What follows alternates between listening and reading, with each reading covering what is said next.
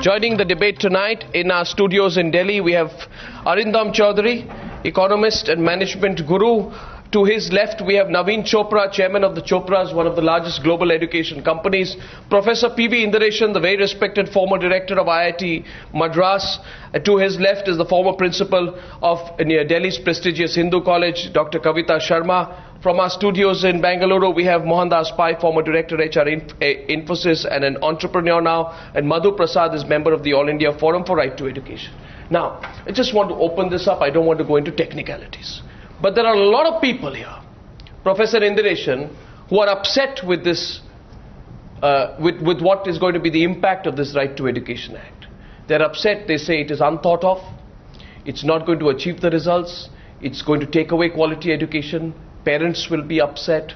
This is not the way to go forward. The government has shifted the responsibility to private institutions without thinking of the long-term impact. What are your thoughts? Are they right? The issue here is this: why 25%?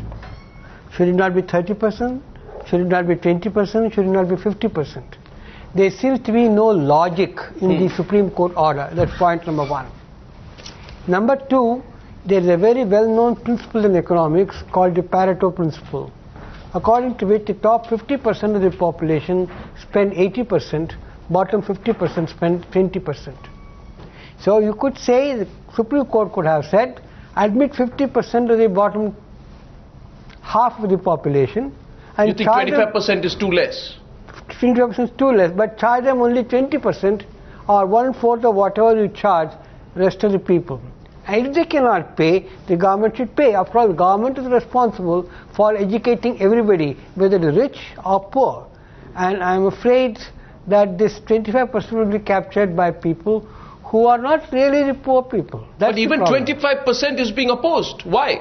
Let's get Arindam in. Why? I mean, you're one of the entrepreneurs of private education. Why should education be the sole purview of the rich? No, it should not be. But it has become. It's unfortunate that it has become, and I think this Right to Education Act is a fantastic act, and it's a very welcome decision by Supreme Court. Unfortunately, what's happening is, because of this decision, it's also a lot of private players are going to be forced to secure about 25% of the seats for the poor. And what's unfortunate about that? Not actually unfortunate. The point is that many of these would argue that, well, we were not prepared and we got to now increase our fees. So why should they increase the fees? No, this act says that private schools will be reimbursed by the state for admitting 25% of the students. So it's private institutions cannot complain about the financial burden. I'm sorry, but it appears to me that the only stumbling block here are social barriers. That are so entrenched in our society that it is causing schools to protest. Let's get Madhu Prasad in. Miss Madhu Prasad, what do you think is the barrier that is still to be crossed here? What's the problem? You know, I think the issues, I don't know what you have so far discussed, but the issue seems to be one, we don't seem to be talking about there are difficulties and problems in this act itself. But I think what is most significant in the Supreme Court's judgment is that they have recognized the very limited autonomy of private unaided education. You see, these schools, which claim to be private, claim to be completely autonomous, are in fact dependent on the public system and the public funded system of education, not only for priority and preferential and concessional rates of land and infrastructure, but they are also dependent on the public funded system for their structure, academic structure, their curriculum, their syllabi, their mode of evaluation. I'm on a very basic issue.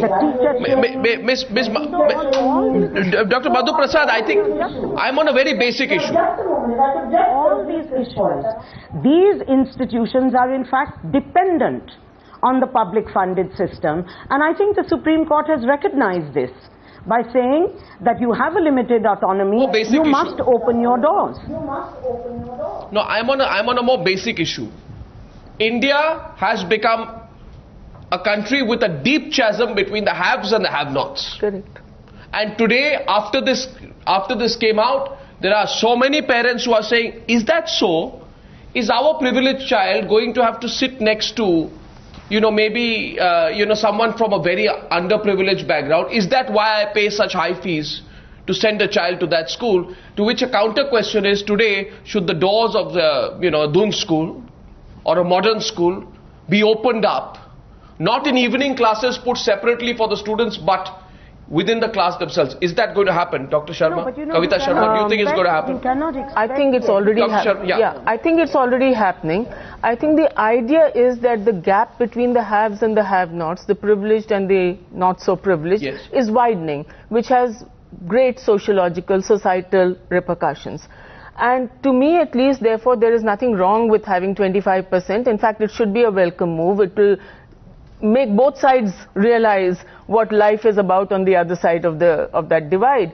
But then why are parents and institutions opposing? It's privilege and entitlement. Yes. But I would also say that the other side to that is that you have to increase the quality of your government schools. Now, unless you do that, you're only looking after 25%. What about the rest of the 75%? They also have to go somewhere, no? That's true. Are you saying the government is shelving its responsibility to private institutions? Certainly. Well, it is. You think that's what's happening here? Yes, because the government schools are the taxpayers funded schools completely. And they must. I'm not saying that you don't put this 25% or 30% or whatever percentage you arrive at by some formula. But what I'm saying is that where the government schools are there, where everything is... But I'm on a very basic issue here, ma'am. I'm still searching for an answer on that.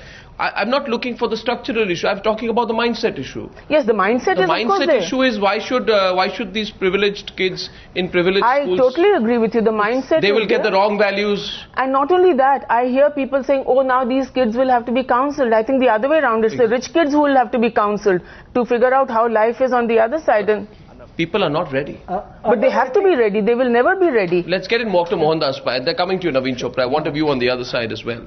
Mohandas Pai, what's going on here? I mean, do you think that we can one day say that not just 25% but 50% of the schools should have reservation for those from underprivileged backgrounds? There are a lot of parents who say that we pay a lot of money, we worked very hard all our life to be able to pay the money to send our child to a privileged institution, and that is a meritocracy at work. What would you say to them? No, Arnab, I would say that the school should reflect the diversity of a society. The schools will reflect the fact that we have a poor part of society, we have a middle class, we have a richer class, we have various regions. So the children in the school should reflect the diversity of society. And any school which is exclusivist, which keeps out the great majority of people, should be shut down.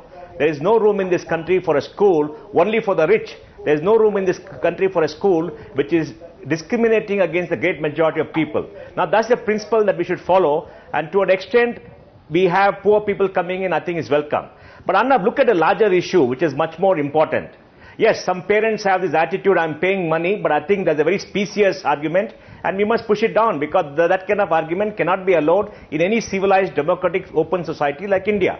But look at the larger issue. We have 225 million children in school.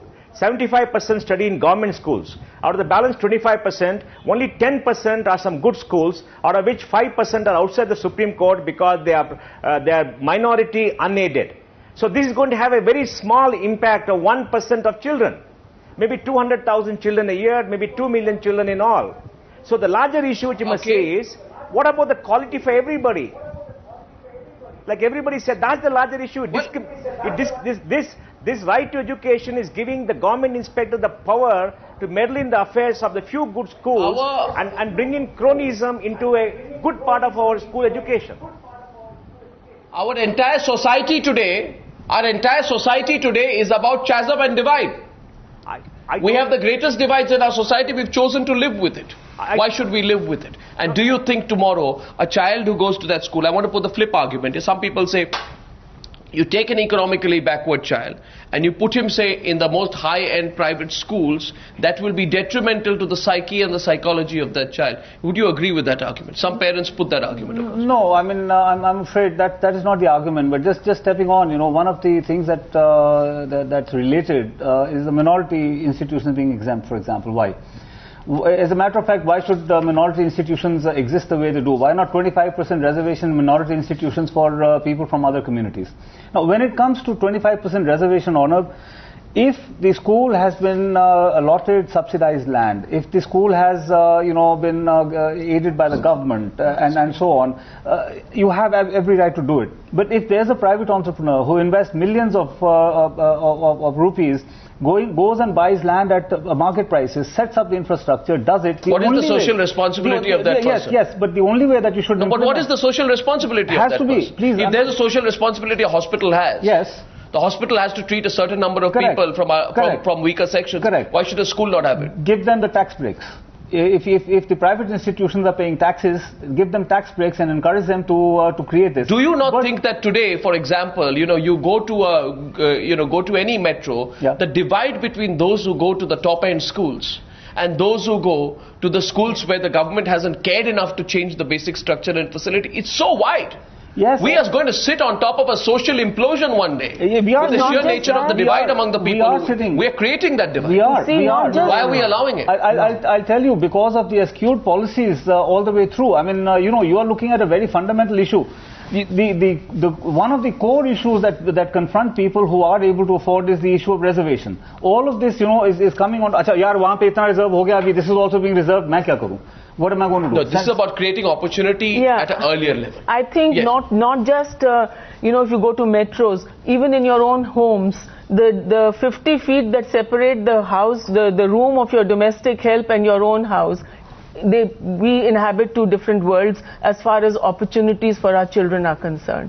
So I think we are sitting on a social implosion. But that's what I'm trying to say, that unless the government improves its schools, there's going to be mushrooming of private schools, which is what has happened. And those private schools, they're not high-end ones. And people are spending a lot of money at the lower economically. But ask Arindam whether if he had a school, he would put 25% seats. I asked him about his MBA institute. And I'm sorry, Arindam said a no. Yeah, I said a no. He said a no but I argue with you, Arindam, that education is not about a business model. No, absolutely. Arnab, you have to get my point right. First of all, if I would have had a private school and Supreme Court would say, and even if in my institute, tomorrow the court says that you reserve 25% for the poor, I would very happily do it. That's full stop. But why should the court say it? You should do it on your own. No, I wouldn't do it on my own because of the same logic that, there are cost implications and a private initiative is definitely about... Professors there is a responsibility of the government to educate every child. Absolutely. Now the Delhi government says they will pay 1,190 rupees for any child who is admitted, which I think is ridiculous because in a good school the charges could be at least 50,000 rupees and you are paying only 2% of that. Now that is not the way, and also the government school does not pay taxes. It does not pay many of the cars the private school does, and therefore proper thing is this, let it pay at least 20% of the cost. This is according to the and also when I say